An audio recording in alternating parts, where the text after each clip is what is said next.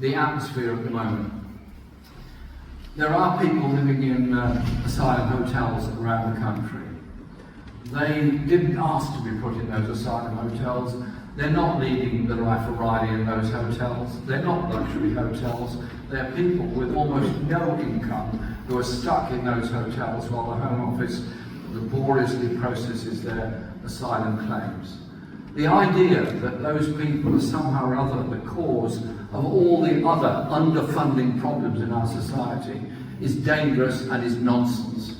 And yet people are stirred up about this, and far-right forces are mobilising people to attack vulnerable refugees in our community. There's something I find deeply disgusting at the idea that people should go outside a hotel where people are staying because they are applying for the right to survive in our society, should be attacked and in some cases even attempting to burn down those hotels. And so we as a community have got to show we're better than that we're treating people with respect and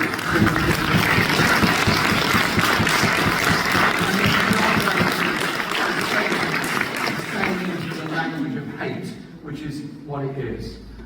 Those people that are seeking asylum in the modern world are coming from wars, they're coming from environmental disasters, they're coming from human rights abuse, and they're looking for a place of safety in our society.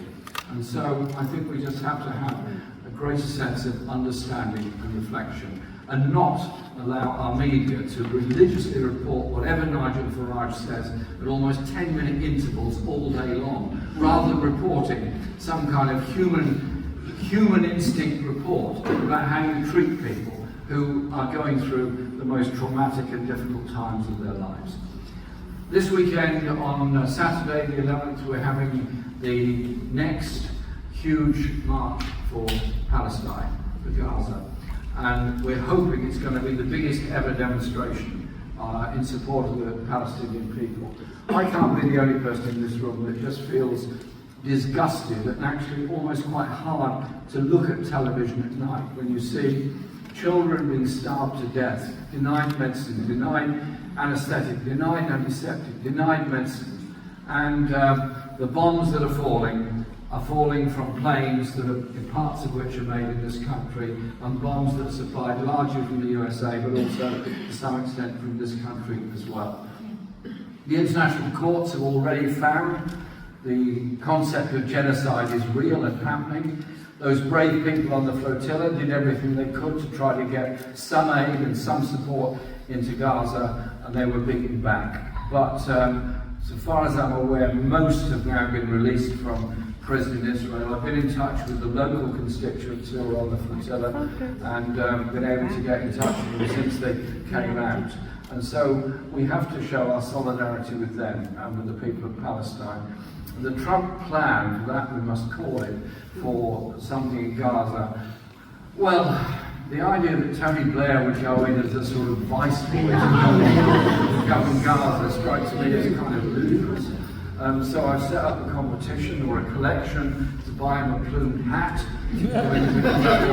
Step ashore. I mean, come on. This is the guy who led us to war in Iraq. This is the guy who certainly knows a thing or two about all that. And so it's not the solution. The idea you'll have a peace plan that doesn't include the people of Palestine seems to me a non-starter altogether. And we should be quite prepared to say that. And so that war has to end with justice for the victims, and it has to end with people being able to live in peace and in justice, just like the other wars have got to end.